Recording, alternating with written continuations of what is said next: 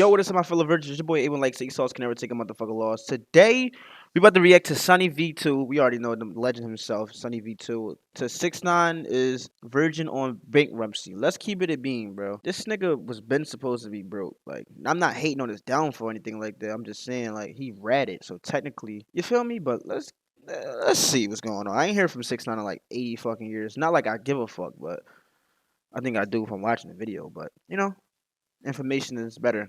Spotted No information. 6ix9ine supercars being towed by the IRS as he can't pay his taxes, with sources claiming he has debts of over $20 million. Damn! Paying this back now seems pretty unlikely, as 6ix9ine's recent album was such a massive flop, most people don't even know that he released something new. Damn. Compare this to 2017, when 6ix9ine was undefeated. Everything he released became an instant hit, and no one can deny it. That's a fact. His unique style of music was pulling I remember all this shit, especially Billy. That shit was hot, bro. This nigga really a rat. Like, that shit cooked the whole city.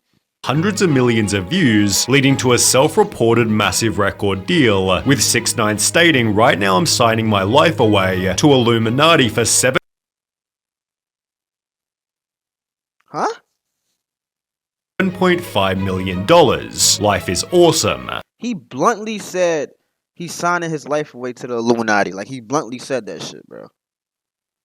What else do people have to hear? Like, you know, shit's crazy out here. Only 4 months later, he'd land a headphone deal worth $4.9 million and was paid a six-figure sum just to feature Fashion Nova in one of his music videos. Well before this, 6ix9ine was already bragging, "I made $1 million this year and I bought a fake Rolex with it." Then only a year later, he was donating the same amount. Since the last time I've been here, I donated close to $1 million just to community. Not to no foundations, just going on the street and giving out money. He'd post multiple videos showing massive stacks of cash. Does money dictate everything you do? Fuck yes. Protecting his What? $500,000 jewelry pieces by dropping a further $100,000 on personal security for a 10-day LA trip. Here he'd sign yet another multi-million-dollar publishing deal, showing that the money was coming from his music. 6ix9ine's first album, Dummy Boy, sold over 1 million. Because that's when he first came out, so of course that shit gonna do numbers, you know? Units, meaning it likely made over $10 million. However, he'd foolishly used the entire album to rap about committing crimes. For example, on Cuda, he'd proudly proclaim, "All my people really gangbang, talk that damn slang. Rap about it, do the same thing, let your nuts hang. We post up, we don't do the race, you gon' die today." Similarly, on Billy, he'd add, "Get the F up out my effing face before I murder you. Whole squad full of killers, I'm a killer too. Send shots. Everybody get popped." Sending shots. Shots. Everything I was rapping about was really happening. Which certainly didn't help Tekashi's next chapter. Yo, this nigga got a wig on? Shots. Everything Yo. I was rapping about was really happening. Which certainly didn't help Tekashi's next chapter. 6ix9ine, rapper faces prison and sex offender registry. The article explained that 6ix9ine originally pleaded guilty in October 2015 to using a child in a sexual performance when he was 18. In a video posted online, a 13-year-old girl was seen engaging in oral intercourse while Tekashi stood behind her. The hip Yo! pop star has since been arrested twice for allegedly choking a 16-year-old in a shopping center in Houston earlier this year. In May, he was also arrested for driving without a license, assaulting a police officer, and obstructing governmental administration. 6ix9ine wasn't given leniency as he was using social media to promote a culture of violence and glorify gang activity, but while he did pay his bond of $155,000, the problems didn't end there. After finally closing the book on his 2015 child sex case, 6ix9ine and his associates went to Felipe Chow to celebrate the legal win with a lavish dinner. What? Things got ugly when the crew was denied entry into the restaurant as a brawl took place and gunshots rang off. A pair of 6ix9ine's entourage members and his manager are arrested for their involvement. One of the security guards working at the restaurant is reportedly hit over the head with a chair. Throw in some robberies plus multiple shooting incidents. Damn, they hit that nigga with a WWE chair shot. And 6ix9ine was facing a minimum of 47 Damn. years in prison. I got federal agents sitting in front of my house. 1, 2, 3, 4, 5, 6 cars. One thing I fear in life. No, You're a fucking rat, dude. 2 things. I fear God and I fear the FBI. Only 2 things I'm scared in life. He'd infamously testify against 12 co-defendants, I don't give a fuck if I'm held accountable for what I did. Yes, I snitched and I did it proudly. which reduced his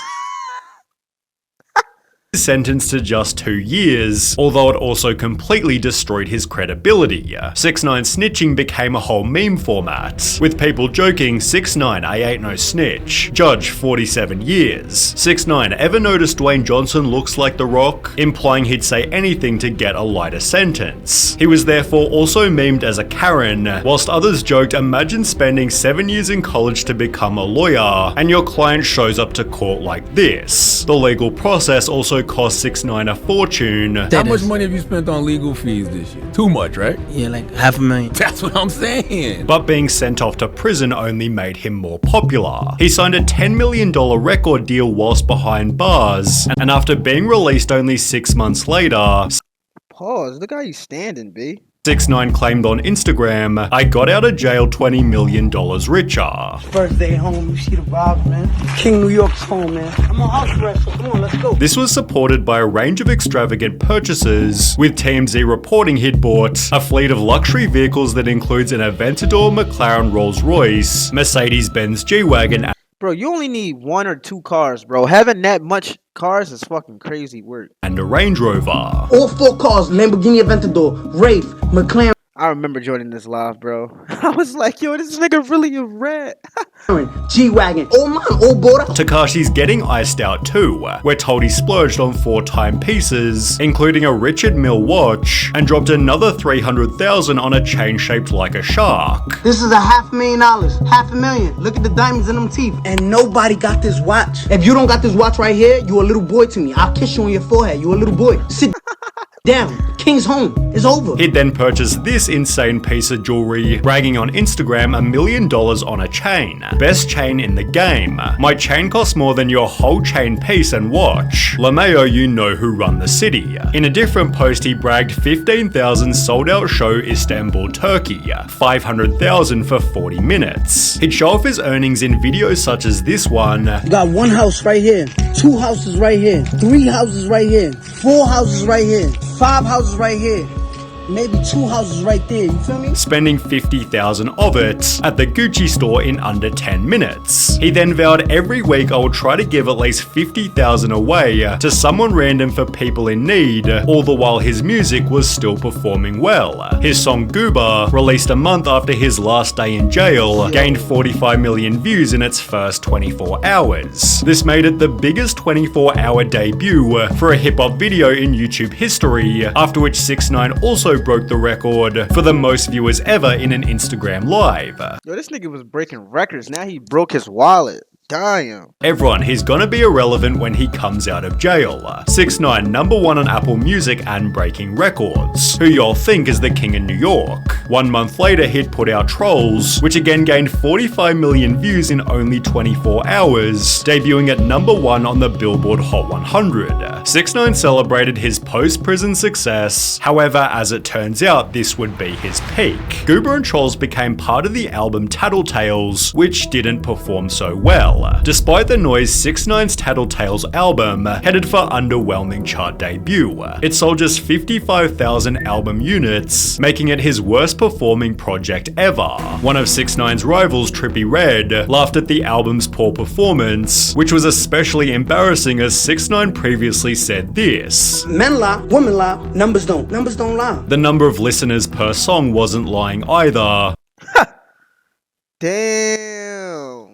With Joe Budden calling the album a likely financial disaster. He'd state that projections are lower than what it would take for an artist who travels with 9 and 10 security guards everywhere he goes. That's the part that the public never really deciphers. It's not who flopped and who didn't. It's what comes in versus what's spent. And this kid, it takes a lot for him to move around. Anthony Fantano gave the album a 3, but more notably stated, From here, I'm not really seeing an increase in quality because I think 6ix9ine is just diving even deeper into using social media and antics and drama and clout chasing as a crutch to supplement his career. Which turned out to be correct. Thanks. Rather than focusing on making incredible music, 6ix9ine seemed more concerned with social media fame. He began spending time with Steve Will Do It, who gave 6ix9ine the chance to make some extra money. Steve worked with Rumble to get him a streaming deal, which paid 6ix9ine $2 million just to stream for an hour per week. What? However, if 6ix9ine didn't fulfill the contract, Steve would have to pay Rumble the $2 million himself. Well, 6ix9ine took the money, then went live on Rumble only 4 times before quitting. I got him a deal, right, to play video games once a week for an hour. $2 million up front, and he just doesn't do anything. Steve further revealed He had no money at the time, and he needed money to buy Birkin bags for all these black chicks and give away money to make his girlfriend jealous. That's literally... Yo, this guy right here, I don't like this nigga, bro. This nigga look like a fucking... Never mind. like the factual story. The boys fuck with Steve, though. explaining 6ix9ine lied just to get the money.